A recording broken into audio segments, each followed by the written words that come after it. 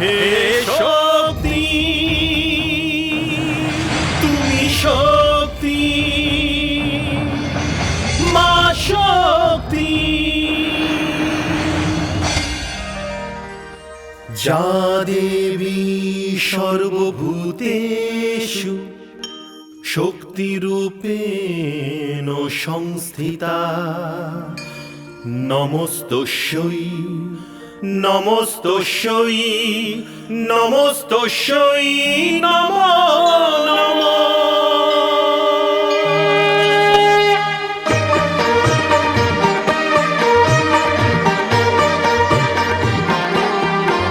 হে মা তুমি ভবতারিণী, দুঃখ যজ্ঞ বিনাশিনী। হে মা তুমি ভবতারিণী, হে দুঃখ যজ্ঞ বিনাশিনী। হে সর্বমন্ত্রময়ী মা তুমি সর্বদানব ঘাতিনী।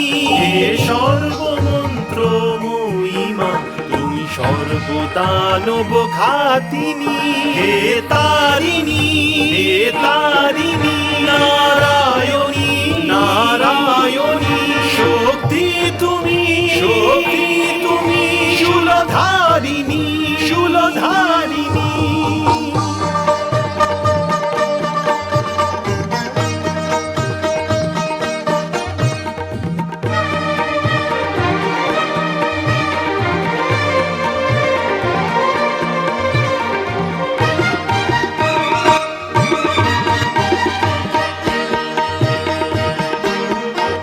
গগন তোমারি রচনা, তুমি পাতালেরই রচিতা।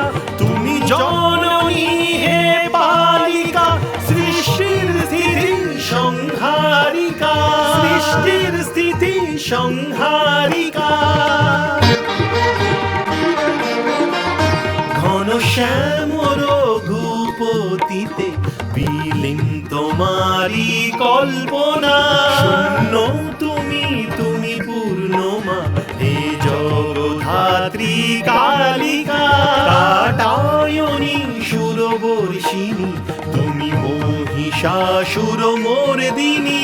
হে তারিণী, হে তারিণী, নারায়ণী নারায়ণী, শক্তি তুমি, শক্তি তুমি, শূলধারিণী শূলধারিণী।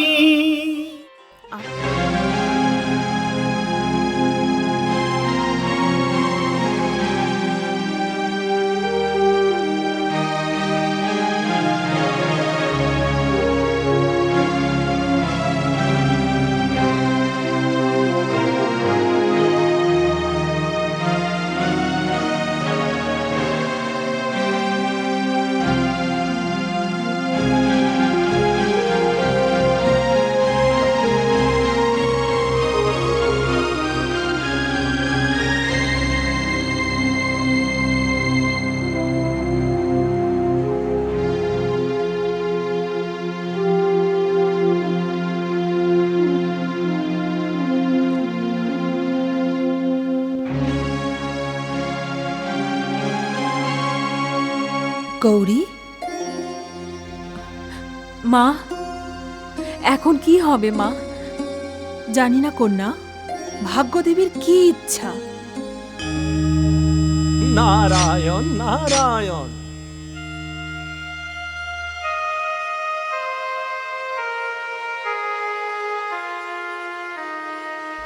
অভিনন্দন বউ ঠাকুরান। অভিনন্দন? কিসের অভিনন্দন? গৌরীমা, তুমি তোমার ব্রতের অবসান ঘটাতে পারো। আপনার কথার উদ্দেশ্য কি তা তো? কৃপা করে আমাদের কাছে ব্যক্ত করুন মহর্ষি। কি আর হবে বউ ঠাকুরান, মনে করুন সমস্ত চিন্তার অবসান ঘটে গেছে, সংকটের সমাপ্তি ঘটে গেছে, আর যেই শুভ মুহূর্তর প্রতীক্ষা ছিল সেটি এসে পড়েছে। আমি বুঝতে অক্ষম দেবর্ষি, কি ব্যাপার? বউ ঠাকুরান, আমি তো চাই যে আমি কিছুই না বলি, আর আপনি সব বুঝে যান। প্রহেলিকা করবেন না দেবর্ষি, স্পষ্ট বলুন কি ব্যাপার। বউ ঠাকুরান, আমি পরমপিতা ব্রহ্মার ভরসায় ভগবান শিবকে গৌরীর বিবাহর প্রস্তাব জানিয়ে আসছি। আর মহাদেব বলেছেন যে আগামী যে কোনো শুভ মুহূর্তে এই কার্য সম্পন্ন হবে। তাতশ্রী, আপনি সত্য বলছেন? পুত্রী, কন্যার নিকটে পিতা মিথ্যা বললে তা মর্যাদার ক্ষুণ্ণ করা হয়। আর তুমি তো জানোই আমি মর্যাদার বাহক। এখন শীঘ্রই তুমি পতিগৃহের জন্য কৈলাস যাত্রা করবে।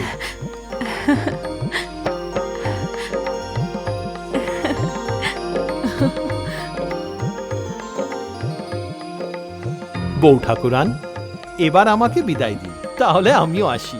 এই মুহূর্তে ভ্রাতা দুঃখ আমাকে দেখে ফেললে আমার বধ করেই মানবে। আপনাকে ধন্যবাদ। গৌরীর ওপর অশেষ কৃপা আপনার। এমনটা নয় ঠাকুরান, পিতা যদি কন্যার ভবিষ্যতের জন্য কিছু করে তাহলে কন্যার ওপর নয়, নিজের ওপর কৃপা করে থাকে। তাছাড়া আমাদের পুত্রী কে? গৌরী, যে কিনা দেবী স্বরূপা। নারায়ণ নারায়ণ।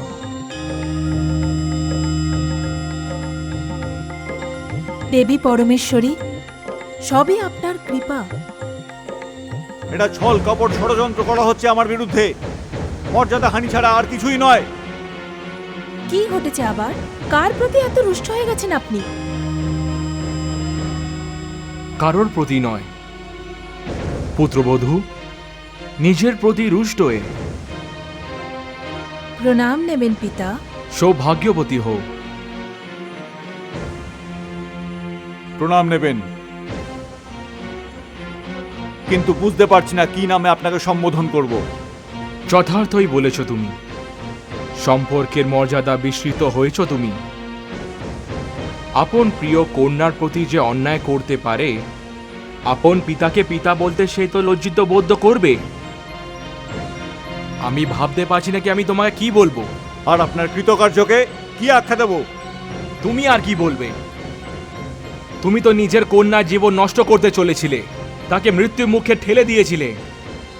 দক্ষ, তুমি এক অসুস্থ আর রুগ্ন প্রথার উৎপত্তি ঘটাতে চলেছিলে, আর এই কার্যে তোমাকে সফল হতে দিলে তাহলে সুখের জগৎ সংসারে কন্যাদের দুঃখের সীমা থাকতো না। তুই অনর্থ করতে যাচ্ছিলিস। নারদকে ধন্যবাদ যে যথাযথ সময় এসে আমাকে জানিয়ে দেয়, আর আজ একটি দুর্যমুক্তি ঘটল না। আচ্ছা, তাহলে এগুলো সব নারদেরই কীর্তি। ওই হৃদয়হীন কি করে জানবে যে আমি একজন পিতা এবং আমি আমার কন্যার জন্য কি করছি এবং কেন করছি? তাকে হৃদয়হীন বলবে না। তার রচনা করার সময় আমি তাকে হৃদয় দিইনি, কিন্তু যাকে আমি হৃদয় দিলাম সে হৃদয়হীন রয়ে গেল। আবেগহীন তুমি। তোমাকে জন্ম দিয়ে আমি ভুল করেছি, কিন্তু আজ আমি আমার ভুল শুধরে নিয়েছি। কি সংশোধন করেছেন আপনি? আপনি নিজের পুত্রী গৌরীকে একটি ভিখারির ঘরে পৌঁছানোর বন্দোবস্ত করে দিয়েছেন। আপনি দেবতা, যক্ষ ও গন্ধর্বের সামনে আমাকে অপমানিত করেছেন।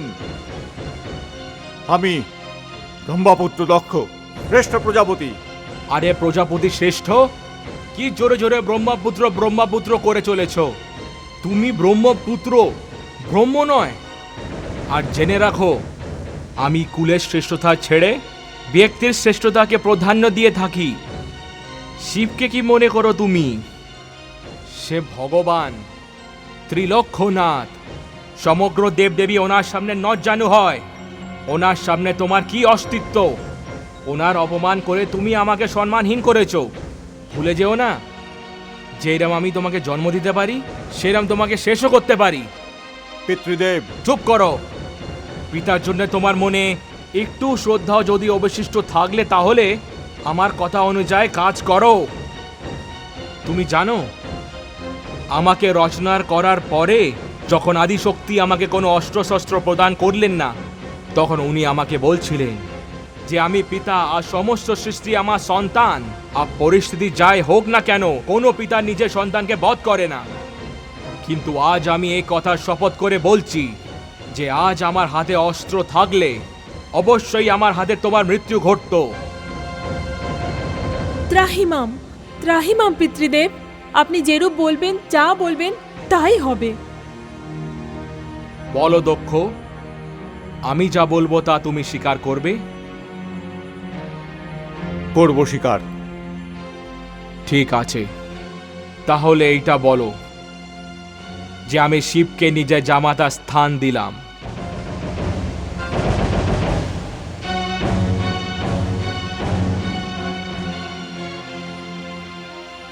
আপনি পিতা, তাই আপনার কথার সম্মানে বলছি পিতৃদেব, শিবকেই আমি আমার জামাতার স্থান দিলাম।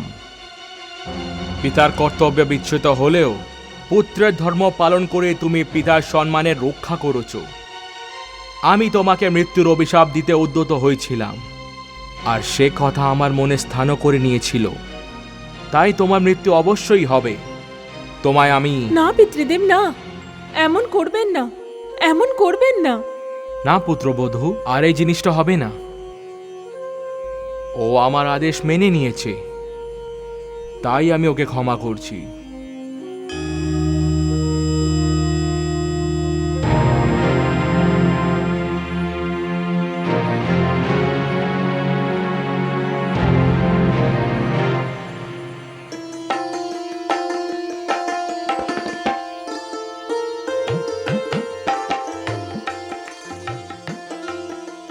এইসব কি মা? এত সংখ্যক রেকাবিতে এত পরিমাণে সামগ্রী, এইসবের কি প্রয়োজন মা? গাত্র হরিদ্রা বিবাহ বিধির প্রথম মঙ্গল কার্য। এতে কন্যার ভগিনী ও কন্যার সখীদের কন্যার সাথে দেখা করার সুযোগ দেয়া হয়ে থাকে। তারপরে কন্যা শ্বশুর গৃহে যাত্রা করে। হরিদ্রা, চন্দন, আতর ইত্যাদি কেবলমাত্র সজ্জার উপকরণ নয়, এতে কন্যা স্নেহ মিশ্রিত থাকে, যা ভগিনীদের অধিকার ও হবু বধূর সৌভাগ্যের প্রতীক। আমার স্নেহের ধন, একটা কথা তো সুনিশ্চিত যে তুই শীঘ্রই এই ঘর ছেড়ে একেবারে চলে যাবি মা। তুই পর হয়ে যাবি। এ কি মা, তুমি কাঁদছো? তোমার চোখের জল? ভাগ্যবতী মায়েদের দু চোখের ধন এটা, যে কন্যাকে বিবাহিত দেখার স্বপ্ন চক্ষুধয় দেখত। এই অশ্রু তাদেরই দান। আনন্দের বাঁধ ভেঙে গেলে অশ্রুর বন্যা আসাই স্বাভাবিক। কন্যার জন্ম কি পিতামাতাকে শুধু দুঃখ দেওয়ার জন্যই হয়? এর অপেক্ষা তো পুত্ররূপে জন্ম নেওয়াই শ্রেয় ছিল। না পুত্রী, পুত্র এবং পুত্রী দুইজনেরই পৃথক ভূমিকা রয়েছে। পুত্র যদি গমের দানা হয়, তাহলে পুত্রী ধানের দানা। গমের বীজ যেখানে বপন করা হয়, সেখানেই শিকড় তৈরি হয়, সেখানে সে বড় হয়, পূর্ণতা পায়। কিন্তু কন্যার জীবন প্রতিদ্বন্দ্বিতাপূর্ণ হয়। সে ধানের দানার মতন হয়ে থাকে। যেখানে তাকে বপন করা হয়, শিকড় তৈরি হবার পূর্বেই তাকে সেখান থেকে তুলে ফেলা হয়, তারপর অন্য স্থানে রোপণ করা হয়, আর পুনঃ তাকে তুলে ফেলা হয়।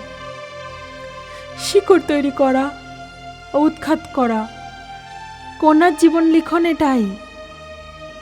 এটাই তার উপলব্ধি, আর এটাই সত্য। সত্য কত কঠিন মা! হ্যাঁ, কঠোর হয় সত্যি, কিন্তু শিব, উনি যে সুন্দর, মঙ্গলময় আর মধুরও। ধন্য হয় সেই মাতা পিতা যাদের গৃহে কন্যার জন্ম হয়, কারণ কন্যার রূপে পিতা তার জামাতাকে একটা সম্পূর্ণ সৃষ্টি দান করে থাকেন।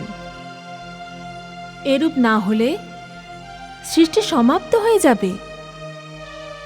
যিনি কন্যাদান গ্রহণ করেন আর যিনি কন্যা দান করেন, তার প্রতি কৃতজ্ঞ থাকা উচিত।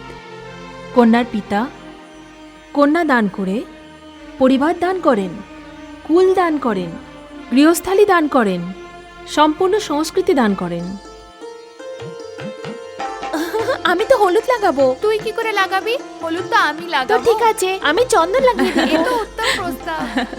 এতদিনে বোধোদয় হয়েছে। এতদিনে আমি জেনেছি যে আমাদের কনিষ্ঠ ভগিনীদের বিবাহ কেন পূর্বে হয়ে গেছে, আর তোমার এখন কেন হয়েছে। পিতা আপনার জন্য সর্বশ্রেষ্ঠ বর খুঁজে নিয়েছে। বলুন না, আমাদের সেই জামাতাদের গৌরীপতিকে। তোমাদের জামাইবাবু হলেন দেবাদিদেব মহাদেব ভগবান শিব। মহাদেব শিব। এ কি এমন আশ্চর্যের কথা? যেমন দেবীদের মাঝে অন্যতম আমাদের ভগিনী গৌরী, তেমনি দেবতাদের মাঝে মহাদেব শিব। আরে আমাদের কুল তো ধন্য হয়ে গেল এমন জামাতা পেয়ে। বলো ভগিনীরা।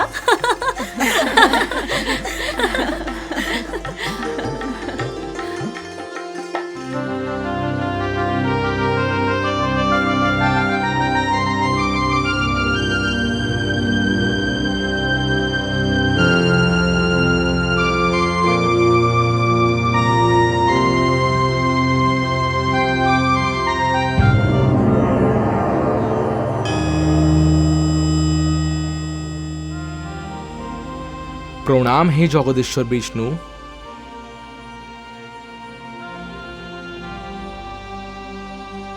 আসুন ব্রহ্মদেব, আসুন। আজ প্রভাতে আপনার আগমন বড়ই আনন্দের বিষয়। অনেক আনন্দের সংবাদ এনেছি অন্তর্যামী।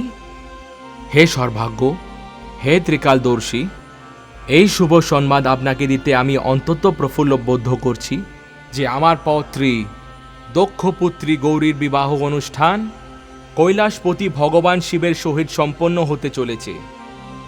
সেই অনুষ্ঠানে আপনাকে নিমন্ত্রণ জানাতে এসেছি আমি প্রভু। ধন্যবাদ ব্রহ্মদেব, ধন্যবাদ। এই শুভ সংবাদ আমাকে আনন্দময়ী করে তুলেছে। দক্ষ প্রজাপতি কন্যাদানের পুণ্য লাভ করবেন, আর ওইদিকে কৈলাসে একটি গৃহস্থালির সূচনা হবে। তাণ্ডব নৃত্যরত শঙ্করের ডমরুর সাথে এইবার পায়েল আর নুপুরের ধ্বনি গমগম করবে। শিব ও শক্তির এই মিলনে সৃষ্টির আশাতীত সুফল লাভ হবে। এইটা তো হবারই ছিল প্রভু। হে ভাগ্যবিধাতা, এ নিশ্চয়ই আপনার পরিকল্পনার ফলাফল। বৈরাগী শিবের অনুরাগের এই উৎসবে আমি অবশ্যই আসব। ধন্যবাদ। আপনার অনুমোদন পেয়ে আমি কৃতজ্ঞ প্রভু। কত মঙ্গলময় হবে সেই মুহূর্ত, যখন দক্ষের গৃহ আপনার পদধূলিত পবিত্র হয়ে উঠবে, যখন বরবধূ আপনার আশীর্বাদ পেয়ে আনন্দিত হবে। এবার তাহলে আমায় বিদায় দিন। এখন আমাকে দেব, যক্ষ, গন্ধর্ব, কিন্নর। আপনার নিমন্ত্রণ তো আমি গ্রহণ করে নিলাম, আর এও সুনিশ্চিত যে দক্ষের দ্বারে আমার পদার্পণ ঘটবে। কিন্তু আবার কিন্তুর কি কাজ প্রভু?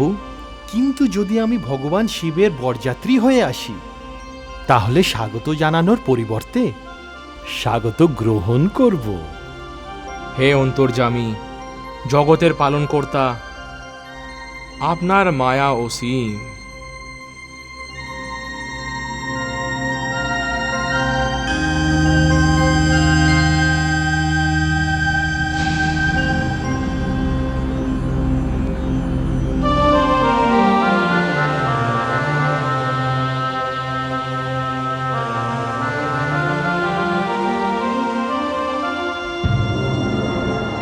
নারায়ণ নারায়ণ। তুমি এসে ভালো করেছো নারদ, আমি তোমারই প্রতীক্ষা করছিলাম। যখন আমি আপনার সংবাদ পেলাম যে আপনি আমাকে আমন্ত্রণ করেছেন, তো নিজের কানকে আমার বিশ্বাসই হচ্ছিল না। কারণ আপনি তো আমাকে এখানে না আসার জন্য বলে রেখেছিলেন। হ্যাঁ, নিষেধ তো করেছিলাম, কিন্তু তোমার প্রয়োজন এসে দাঁড়িয়েছে। আমার প্রয়োজন এসে দাঁড়িয়েছে? হ্যাঁ, কদাচিৎ বড় সংকটকে বাধা দেওয়ার জন্য ছোট সংকটের দ্বারস্থ হতে হয়। অর্থাৎ? অর্থাৎ এই যে নারদ, আমি তোমাকে সহ্য করতে পারি, কিন্তু নিজের হবু জামাতা শিবের মুখ দর্শন করতে চাই না। পিতৃদেব আমাকে এক অতি অদ্ভুত পরিস্থিতির সম্মুখে এনে ফেলেছেন। বর রক্ষার রীতি পূরণ করতে হবে, উপহারও পাঠাতে হবে। এ তো প্রতিপিতার অবশ্য কর্তব্য। এই কাজটিকে যত শীঘ্র সম্ভব করে ফেলুন। এ কাজ আমি করতে পারি না, সে কারণেই তোমাকে ডেকে পাঠিয়েছি। হে ভ্রাতা, যা আপনার আদেশ। গৌরী যেরকম আপনার পুত্রী, ঠিক সেরকম আমারও। এই কার্যটা আমি করি বা আপনি, কি তফাৎ হয়? আমি আসছি ভ্রাতা, অনুমান করছি এই কাজ আমার দ্বারাই সুসম্পন্ন হবে। নারায়ণ নারায়ণ।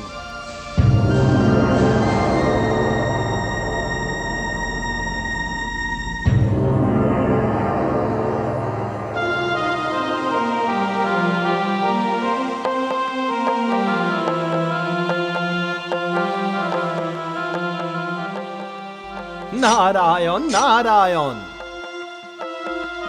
নারায়ণ নারায়ণ। কৈলাসপতি মহাদেবকে আমার প্রণাম। আসুন আসুন মহামুনি, বলুন কেন কষ্ট করেছেন? কষ্টের কি আছে মহাদেব? ভ্রমণ করা তো আমার জীবন। 3 লোকে ভ্রমণ করা বেরোনো আপনার ভ্রমণের জন্য যথেষ্ট নয় মনে হয়? সেই জন্যই তো 3 লোকের চেয়েও মনোরম এই কৈলাসে এসে উপস্থিত হই। আমি কিভাবে আপনার স্বাগত জানাই? এটি ইন্দ্রলোক তো নয়, প্রাচুর্য নেই, বৈভব নেই, লৌকিকতা নেই, ভিতর বাইরে সবই একরকম। হে মহেশ্বর, তাই তো আপনার এত নাম করে সকলে। আর আপনি মুনিরাজ শুধু গিন্ন কীর্তন করতে তো আসেননি, নিশ্চয়ই আপনার মনে কোনো বিশেষ উদ্দেশ্য লুকিয়ে আছে। কিছু নেই ভোলেনাথ, কিছুই নেই। আমি তো দক্ষ ভ্রাতার নিকট গেছিলাম, এই উপহার সামগ্রী নিয়ে আপনার কাছে এসে উপস্থিত হয়েছি। উপহার?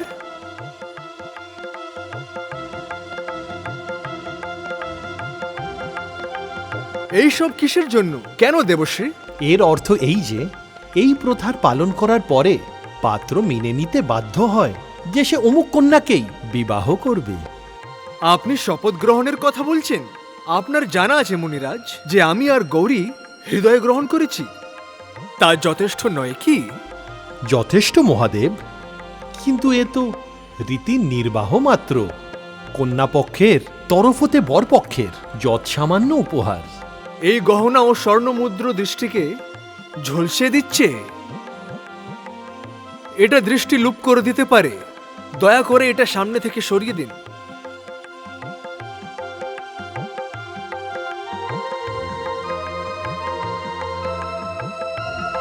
এইবার বলুন দেবশ্রী। এই ছাড়া কিছু ভবনও আছে ভোলেনাথ, যেগুলো দক্ষ ভ্রাতার বিভিন্ন অংশের সম্পত্তি। এর অর্থ তো এই হলো যে উন্মুক্ত আকাশের নিচে থাকা শিবকে শ্বশুরের কৃপায় রাজকোই বসস্থান পাওয়া যাবে। রাজভবন দিয়ে ব্যস্ত করে বন্দী বানাতে চান কি? এ আপনি কি বলছেন ভোলেনাথ? এরকম কিছুই নয়। এই বস্ত্র, এই গহনা, ভবন, এসবই কন্যার ভবিষ্যতের চিন্তায় অকুল এক পিতার চিন্তা মাত্র। আপনি পাত্রকে বিবাহের জন্য কথা রাখতে নয়, পাত্রকে ক্রয় করতে এসছেন। এইসব কিছু আমার চাই না। এরকম প্রথা থাকা উচিত নয়। বরের কাছে কন্যা ছেড়ে কোনো বড় উপহার নয়। আর উপহার কন্যার মহত্বকে কম করে দেয়। পিতার জীবনে কন্যা এমন একটা সম্পদ যা দান করে পিতা বরের পরিবারের উপরে উপকার করেন। যথার্থ প্রভু, এই স্বর্ণমুদ্রাগুলি থাক, একটু গহনা তো গ্রহণ করুন কম করে। এই গহনা পরিধান করে আমি আমার পৌরুষকে কালিমা লিপ্ত করব না। একটি পুরুষের শ্রেষ্ঠ গহনা তার পৌরুষই হয়। আপনি যা গহনা এনেছেন সেগুলো এই শরীরের বোঝ। ভিতরের শূন্যটাকে ঢাকার জন্য আমার এসব চাই না। আর এই রেশমের বস্ত্র, এর কি হবে মহাদেব? ব্যাঘ্র চাল পরিধারী সুন্দর বস্ত্র নেবে কেন? আপনি ধন্য, ধন্য আপনি ভোলেনাথ। যতটা অনুরাগী ঠিক ততটাই বৈরাগীও। হ্যাঁ দেবশ্রী, এই উপহার প্রজাপতি দক্ষের রাজপ্রসাদের দেন। কি একটা রাজারই কন্যা হয়? একজন গৃহহীন কি তার কন্যার বিবাহ দিতে পারবে না? যদি কোনো গৃহহীন নিজের পুত্রীকে উপহার দিতে চায়, সে কি করবে? এত সম্পত্তি পাওয়ার জন্য চুরি করতে হবে, তস্করি করতে হবে, অপরাধ করতে হবে। কোনো কন্যার পিতা হওয়া এরকম দণ্ডীয় অপরাধ? দেবর্ষি, বিবাহ তো দুটি মনের ও দুটি আত্মার পবিত্র বন্ধন হয়, মধুর মিলন হয়। এর মাঝে সম্পত্তির কোনো স্থান নেই। মহাদেব, আপনার এই কথায় জগৎ একটি উচিত পথের সন্ধান পেয়েছে।